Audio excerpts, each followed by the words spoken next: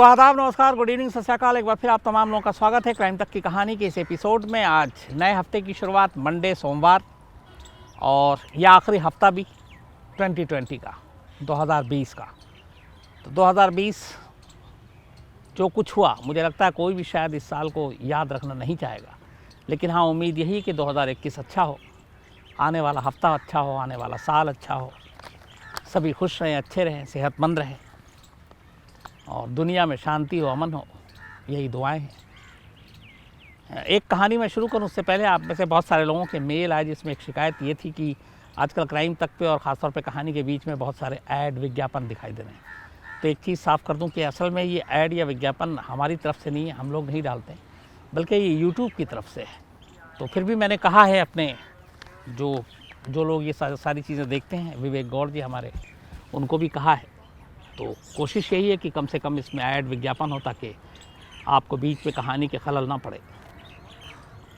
अब आज की कहानी पर आते हैं।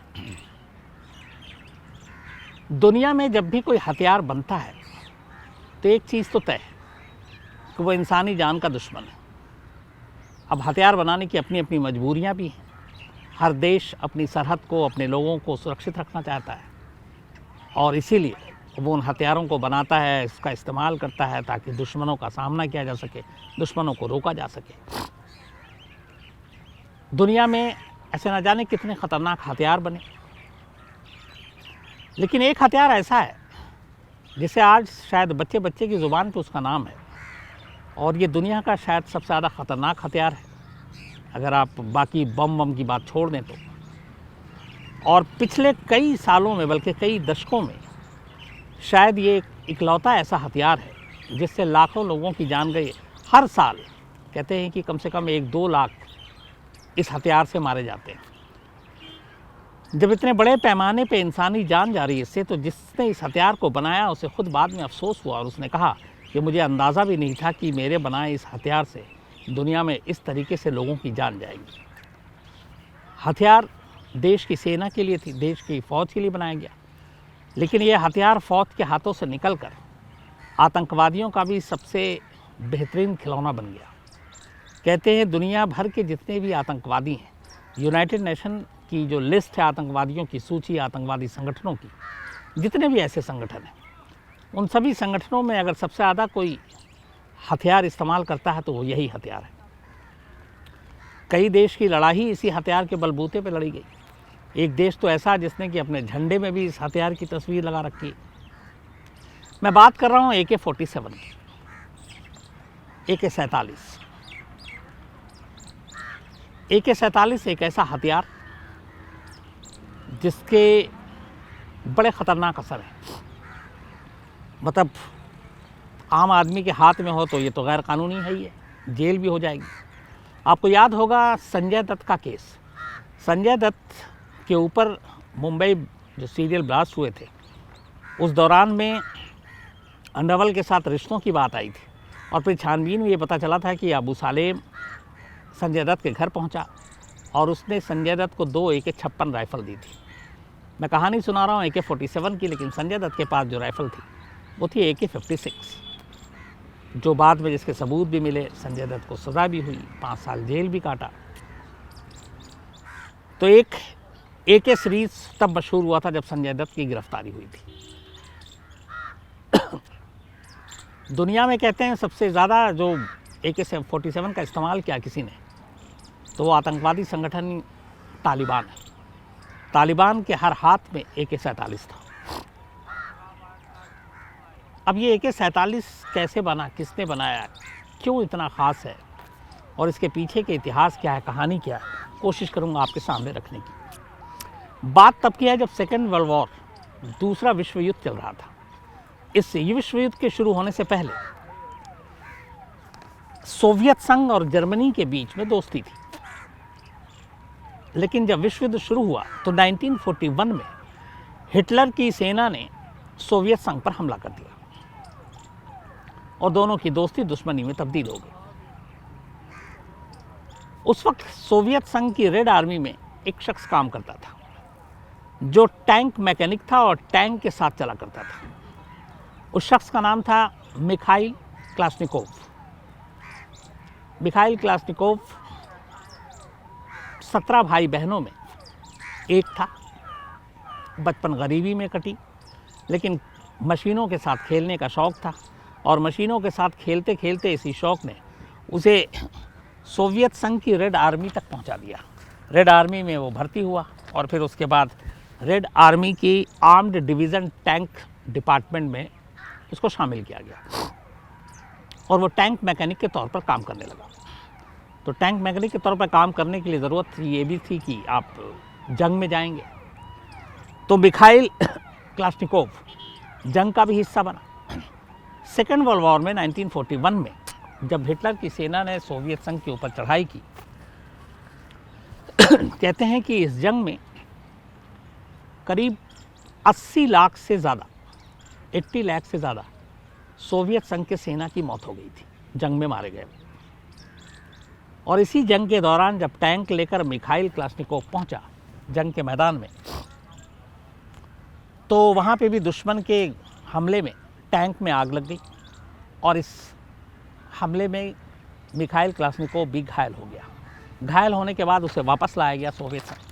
वहाँ उसे अस्पताल में दाखिल किया गया। उसकी हालत ख़राब थी, उसका इलाज हुआ, धीरे धीरे ठीक होने लगा। इस बीच में उस अस्पताल में और भी बहुत सारे सोवियत संघ के सैनिक भर्ती थे। तो अस्पताल में रहने के दौरान मिखाइल क्लाश्निकोव को कई सारे सोवियत सैनिकों ने बोला कि शायद हमारे इतने ज़्यादा लोग ना मारे जाते और हम शायद जंग में जीत भी जाते। हमें हथियारों ने धोखा दे दिया, हमारे पास हथियार नहीं है अच्छे। सोवियत संघ में एक तो ठंड बहुत, तापमान भी नीचे रहता है, तो कई बार ऐसा होता था जो उनके पास उस वक्त हथियार थे उनको बहुत सारे दस्ताने पहनने पड़ते थे ठंड से बचने के लिए। तो कई बार ट्रिगर नहीं दबता दस्तानों की वजह से, कई बार ऐसा होता ठंड की वजह से नाली जाम हो जाती बंदूक की और उसकी, तो उसकी वजह से ऐन वक्त पे धोखा मिलता। तो उनका कहना था कि हमारे पास अगर हथियार होता, और जब जब हथियार ने धोखा दिया हमारे लोगों की जान गई। ये बात मिखाइल क्लाश्निकोव को चुभ गई। उसे लगा कि वाकई अगर हमारे पास बेहतरीन हथियार हो तो हम शायद दुश्मन का मुकाबला कर सकते थे, और इस चीज़ ने उसके दिमाग में घर कर लिया। अस्पताल से आने के बाद अब उसकी हालत ऐसी नहीं थी कि वो फील्ड में जा सकता, लेकिन वहाँ की सेना ने, सोवियत संघ की, उसका सपोर्ट किया। चूँकि उसे अनफिट करार दे दिया गया था अब टैंक के साथ बैटल ग्राउंड पे जाने के लिए, तो उसने बात की और उसने कहा कि वो कुछ हथियारों पे काम करेगा। चूँकि वो आर्म्स डिवीज़न में था वहाँ पे, तो सैनिकों ने उसको सपोर्ट किया। उसके बाद वो हथियार बनाने के डिज़ाइन पर लग गया। 1947 में करीब 5 साल, 41 की बात है ये जब जंग हुई, 41 के आखिर में मिखाइल घायल हुआ, अस्पताल में रहा, घर गया, अनफिट हो गया। और इसके बाद उसने 5 साल लगाए अपने सैनिकों की बात सुनकर कि अगर हमारे पास बेहतरीन हथियार हो तो हम दुश्मनों का मुकाबला कर सकते हैं। उसने एक हथियार के डिज़ाइन पे काम करना शुरू किया। 5 साल लगे। 1947 में उसने एक डिज़ाइन तैयार किया। इस डिज़ाइन को सोवियत संघ में अवार्ड मिला। पसंद आ गया ये डिज़ाइन, लेकिन सोवियत संघ ने अपनी सेना में इस हथियार को शामिल नहीं किया। 2 साल बीत गए। 2 साल के बाद 1949 में सोवियत संघ ने मिखाइल के बनाए इस हथियार के डिज़ाइन को अप्रूवल दे दी, और बहुत सारे प्रैक्टिस के बाद उन्होंने माना कि ये बेहतरीन है। तो 1949 में इसको अप्रूवल मिली। डिज़ाइन तैयार किया था 1947 में, और अप्रूवल देने के साथ साथ एक और काम किया सोवियत संघ ने। इस नए हथियार का नाम इसी मिखाइल क्लाश्निकोव के नाम पर रखा और पूरा नाम दिया AK-47। अब AK-47 क्या है?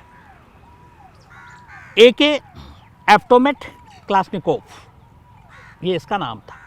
क्लाश्निकोव मिखाइल का नाम लिया गया और एप्टोमेट साथ में जोड़ा गया, रशियन का एक वो है। तो AK एप्टोमेट क्लाश्निकोव, और 47 इसलिए क्योंकि 47 इस साल को दर्शाता है। 1947 में इस हथियार का पहले बार डिज़ाइन तैयार किया गया, और इसीलिए इस एप्टोमेट क्लाश्निकोव को AK-47 कहा गया, क्योंकि सन 47 में डिज़ाइन तैयार हुआ था।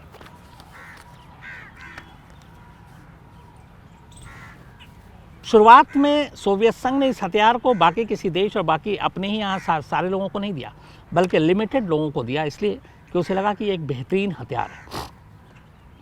एक सोवियत संघ की जो मौसम है, जो ठंड है, वहाँ ये बेहतरीन लोगों पे काम कर रहा था, उनको चाहे कितना भी ग्लव्स पहन लें, ट्रिगर बहुत ईजी था। 2, इस AK-47 को चलाने के लिए आपको ज़्यादा रिहर्सल और प्रैक्टिस की ज़रूरत ही नहीं है, वो इतना ईजी बनाया गया था डिज़ाइन। 3, वेट बेहद कम था, करीब 3.47, 3.5 किलो से भी कम इसका पूरा वज़न।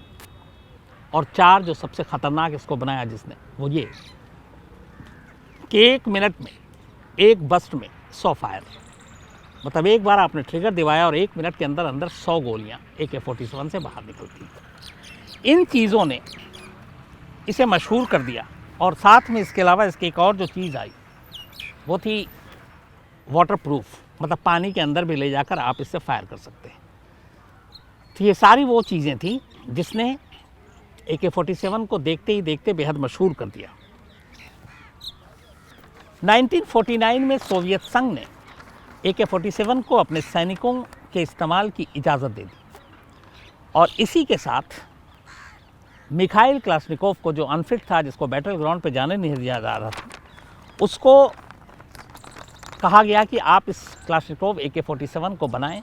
और इसको बनाने के लिए वहाँ के एक इज़ेफ के एक प्लांट में बाकायदा नौकरी दे दी गई मिखाइल क्लाशनिकोव को कि आप यहाँ पे आकर AK-47 राइफ़ल बनाएं। आज भी 2020 में भी इज़ेफ के उस प्लांट में ये AK-47 राइफ़ल बनती है।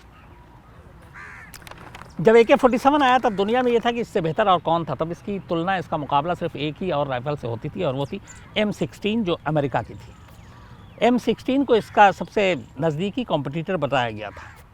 लेकिन दोनों की जब तुलना जब भी हुई तो फिर हमेशा ये हुआ कि नहीं, AK-47 ज़्यादा है, बेहतर है। अब यहाँ पे भी एक और चीज़ थी कि जो M16 बनाया, उसको बनाने के लिए मिखाइल क्लाशनिकोव को सोवियत संघ ने कोई पैसे नहीं दिए, नौकरी दी और ये कहा कि आप चूँकि सोवियत आर्म फोर्स के हिस्सा है, आप यहाँ पे आप हथियार बनाएं। लेकिन इस AK-47 को ईजाद करने, इसका डिज़ाइन तैयार करने, इसकी सारी चीज़ों को करने के लिए अलग से कभी कोई इनाम या पैसे नहीं दिए गए। जबकि जो M16 जिसने बनाया था उसका नाम है यूजीन स्टोनर।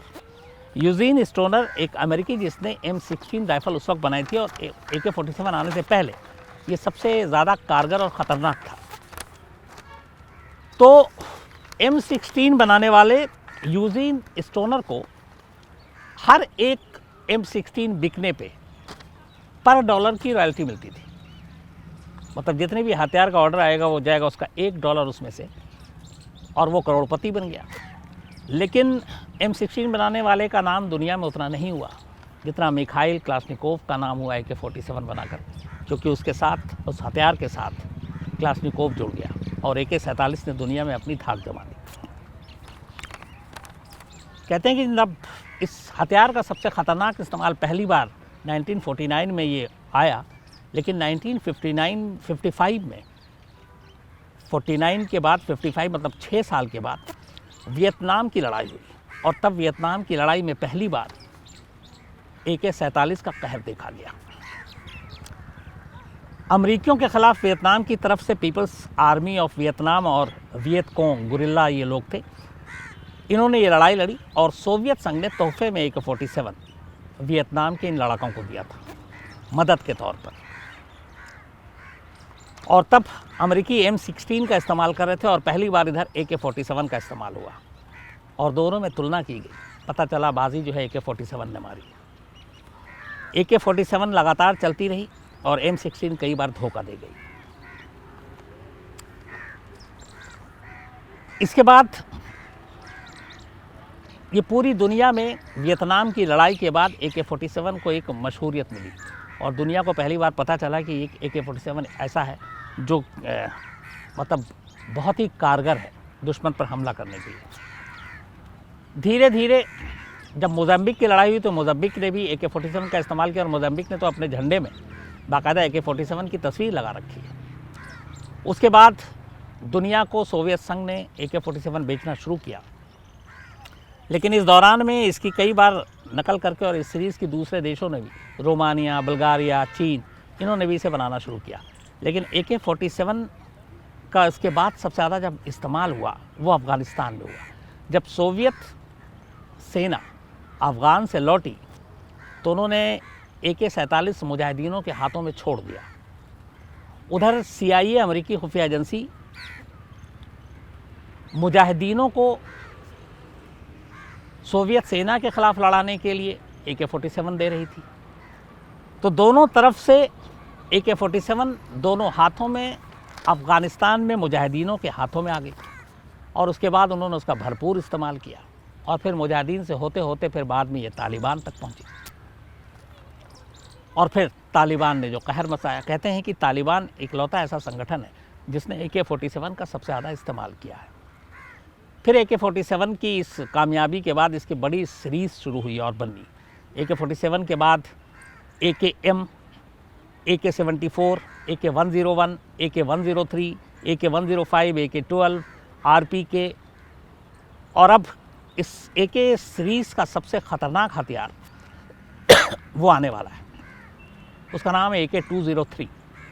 और AK-203 के साथ एक ख़ासियत अच्छी है, एक ख़ास बात कि सोवियत संघ के साथ भारत का एक समझौता हुआ, रूस के साथ।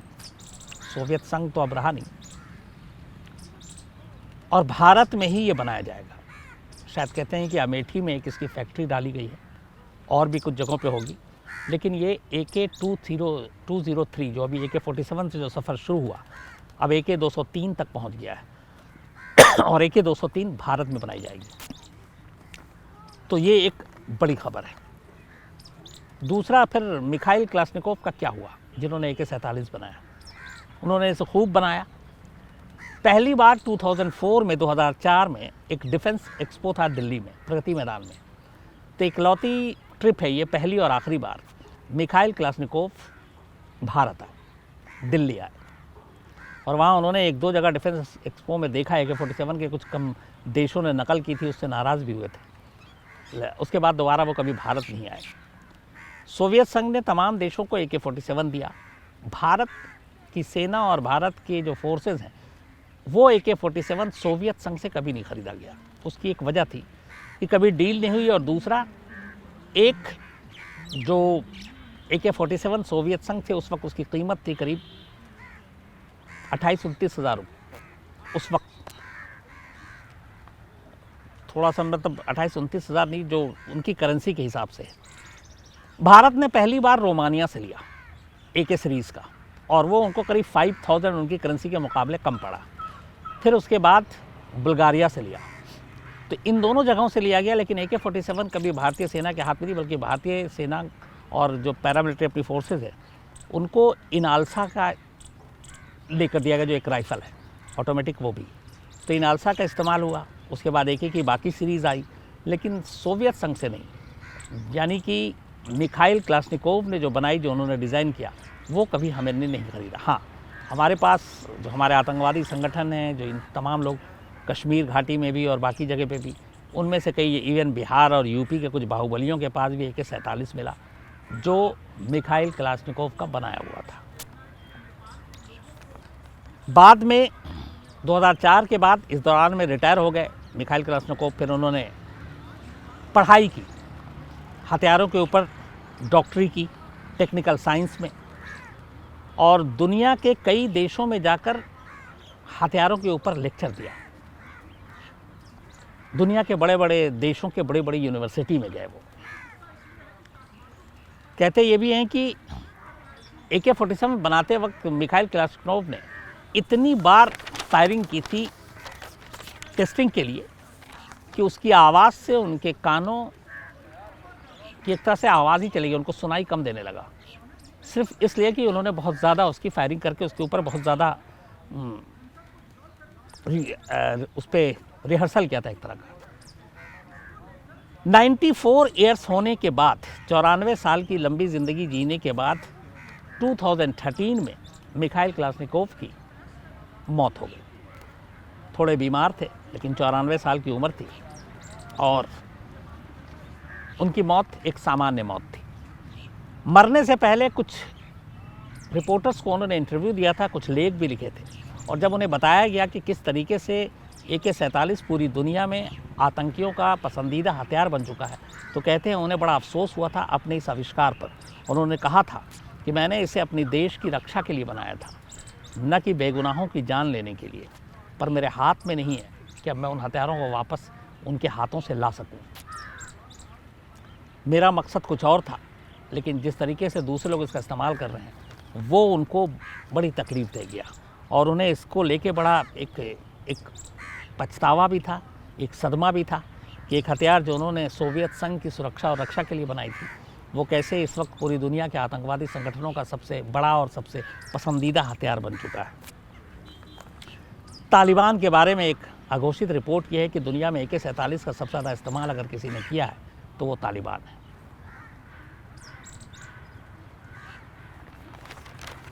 जो जब मौत हुई मिखाइल कलाश्निकोव की, तो उनका दर्जा और कद ऐसा था कि जिसके बाद सोवियत संघ को AK-47 जिसने दिया कि व्लादिमीर पुतिन, जो रूस के राष्ट्रपति हैं, वो भी गए थे उनके अंतिम संस्कार में और हिस्सा लिया और बहुत तारीफ़ की थी। तो ये कहानी थी AK-47 के जन्म की, कि कैसे एक सोवियत संघ को मजबूत बनाने के लिए एक शख्स ने सोचा और उसने हथियार बनाया, देश की रक्षा के लिए बनाया, लेकिन कैसे देखते ही देखते ये दुनिया के आतंकवादियों के हाथों का खिलौना बन गया।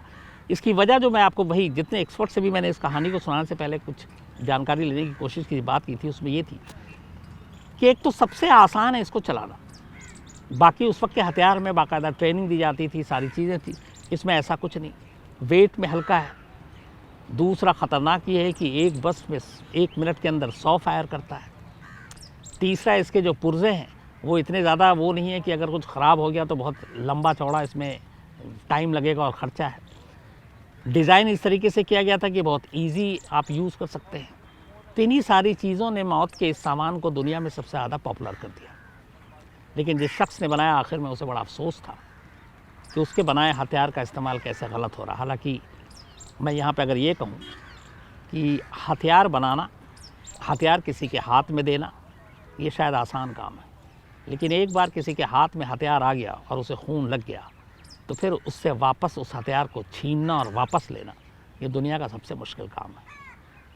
तो पता नहीं क्यों हम हथियार बनाते ही क्यों हैं। फिर बात आ जाती है वही सरहदों की हिफाजत की, सुरक्षा की, शांति की। लेकिन ये अजीब बात है कि शांति के लिए हथियार की भी ज़रूरत पड़ती है। तो कहानी में आज इतना ही। आपसे फिर मुलाकात होगी किसी नई कहानी के साथ। तब तक अपना ख्याल रखिएगा। Thank you very much.